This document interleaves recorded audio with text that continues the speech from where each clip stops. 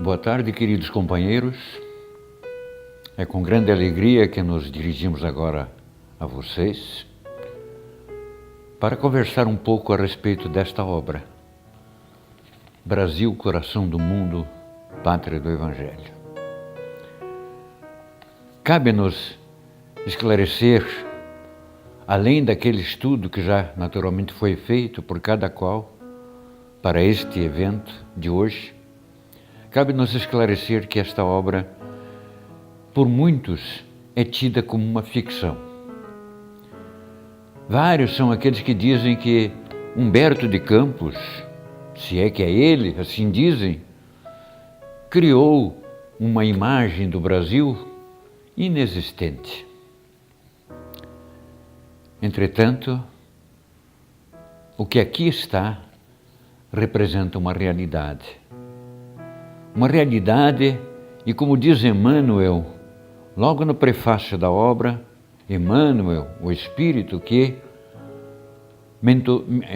foi o mentor de Francisco Cândido Xavier durante a sua existência física, Emmanuel, que prefaciou esta obra, diz, logo no início, os dados que o autor traz para este livro foram colhidos nas tradições do mundo espiritual.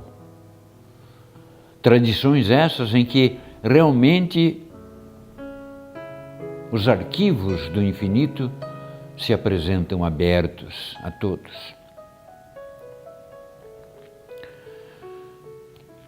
Brasil, Coração do Mundo, Pátria do Evangelho. Por que este título, Brasil, Coração do Mundo, Pátria do Evangelho? Buscamos encontrar, então, respostas para isso. Sim, sem dúvida alguma, vamos buscar lá no passado, vamos ver o nosso passado e o próprio Mestre, conforme assevera o evangelista Mateus,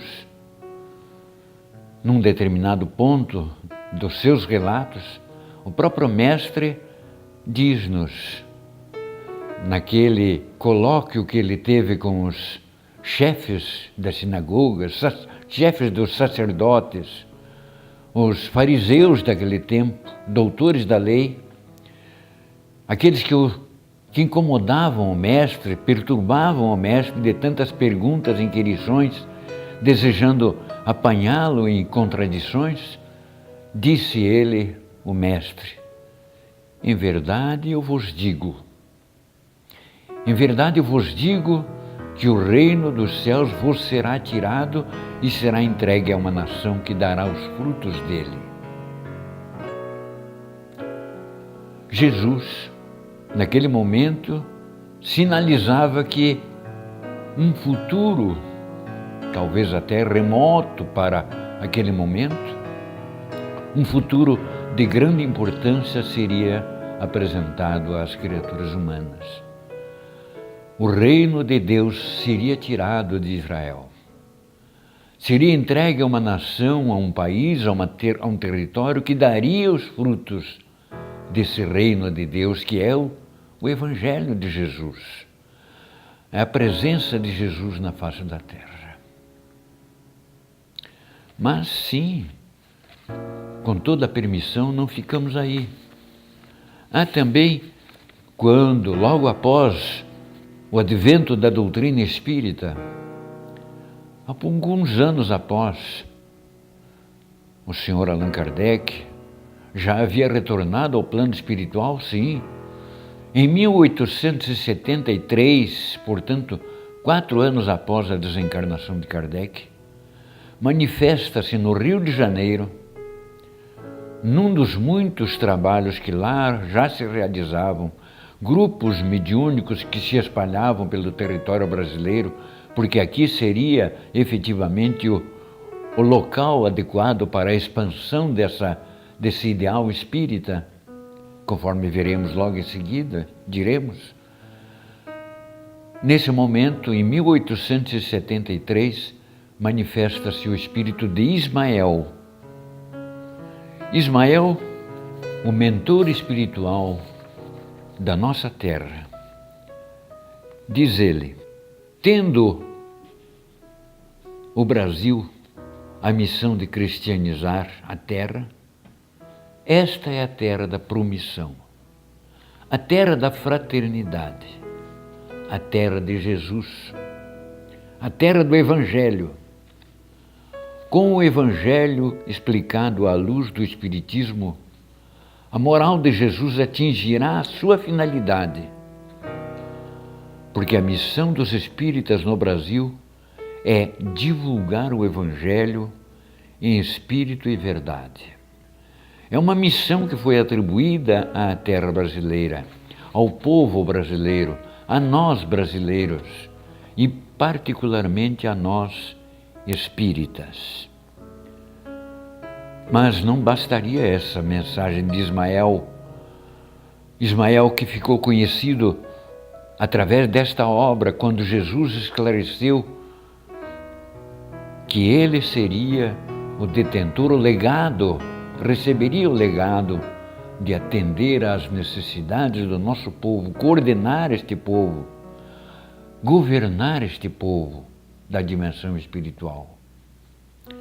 Mas não ficamos aí somente com Ismael.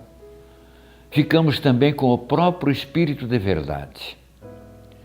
Em 1920, o Espírito Verdade manifesta-se na Federação Espírita Brasileira. E na Federação Espírita, através do médium Albino Teixeira, ele escreve: a árvore do Evangelho, plantada há 2000 anos na Palestina, eu a transplantarei para o rincão da Santa Cruz, onde o meu olhar se fixa, nutrindo o meu espírito a esperança de que em breve ela florescerá, estendendo a sua fronde por toda parte e dando frutos sazonnados de amor e de perdão. O Espírito de Verdade.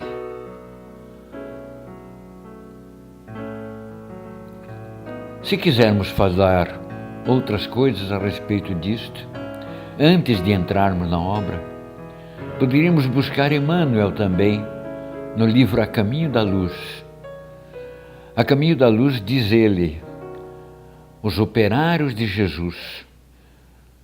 Perdoem que estamos fazendo essas citações, mas para esclarecer perfeitamente este papel que cabe ao Brasil, que cabe a nós brasileiros, que cabe a nós espíritas, neste contexto mundial. Nós não estamos aqui por acaso.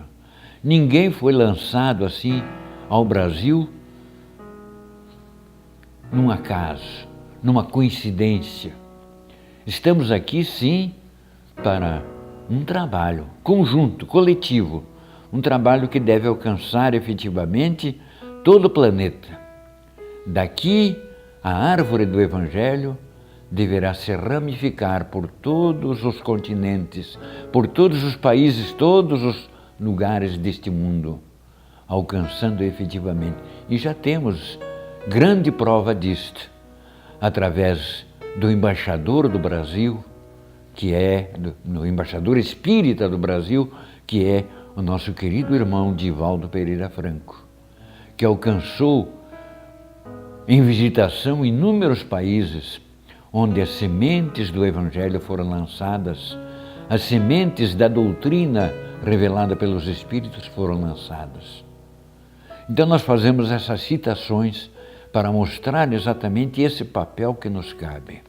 Emmanuel, no livro A Caminho da Luz, como dizíamos, os operários de Jesus, laborando, trabalhando para os séculos por vindouros, definiram o papel de cada região no continente, nesse continente americano, localizando o seu coração nas extensões de terra fértil e acolhedora, onde floresce o Brasil. E este, portanto, o Brasil, detém as primícias dos poderes espirituais destinados à civilização planetária do futuro. Depois de Emmanuel, outros autores, inclusive espíritos como Victor Hugo, Victor Hugo, através de Valdo Pereira Franco, também focalizaram esse papel que cabe ao Brasil. E Humberto de Campos? Humberto de Campos então colhe na dimensão espiritual, nos arquivos da dimensão espiritual, farto material para fazer uma reportagem. É uma reportagem sobre o Brasil, alcançando efetivamente os nossos grandes objetivos. Brasil, o coração do mundo. Nesta obra, ele vem relatando desde o século XIV, quando Jesus, o Mestre, antes efetivamente do descobrimento, quando Jesus, o Mestre, visita este território, visita e implanta aqui o seu futuro local de evangelho no mundo. Aqui estaria plantada efetivamente ou replantada a árvore do seu evangelho.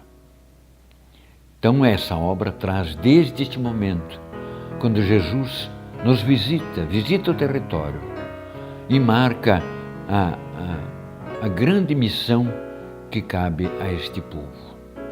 Depois veio o descobrimento. Por que Cabral, com as suas caravelas, desviou-se daquela rota que ia para as Índias? O seu grande objetivo, diziam, era para as Índias. Por que o desvio?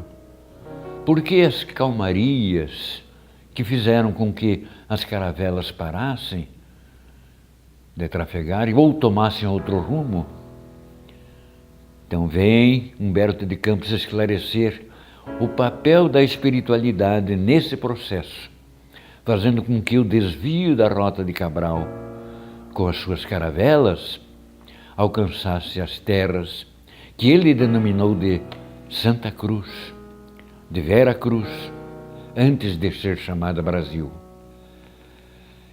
Já pelo próprio nome, Santa Cruz ou Vera Cruz, mostra que o símbolo, aquele símbolo tão utilizado para a identificação do Cristo e da sua grande obra de divulgação das leis de Deus, a cruz estaria presente aqui.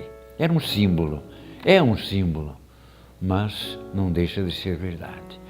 Então a obra passa pelo descobrimento, passa pela vinda dos primeiros habitantes degredados, expulsos de Portugal, 2 habitantes aqui apenas, junto com os índios. Que fariam eles nessas terras? Era o início de uma grande civilização do futuro. Depois vieram os missionários, vieram os colonizadores, vieram os jesuítas.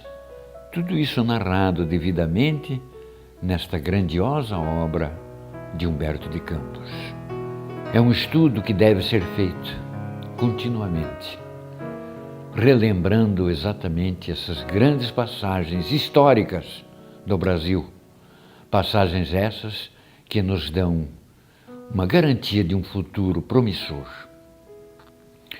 Mesmo com os turvelinhos da vida, mesmo com as vicissitudes, os acontecimentos, até mesmo políticos da nossa terra, nós sabemos que Ismael está à frente e que acima dele ainda há a figura excelsa do Mestre, que nos manda bênçãos de amor, fazendo com que as nuvens escuras que porventura pairarem sobre os céus do Brasil se esvaneçam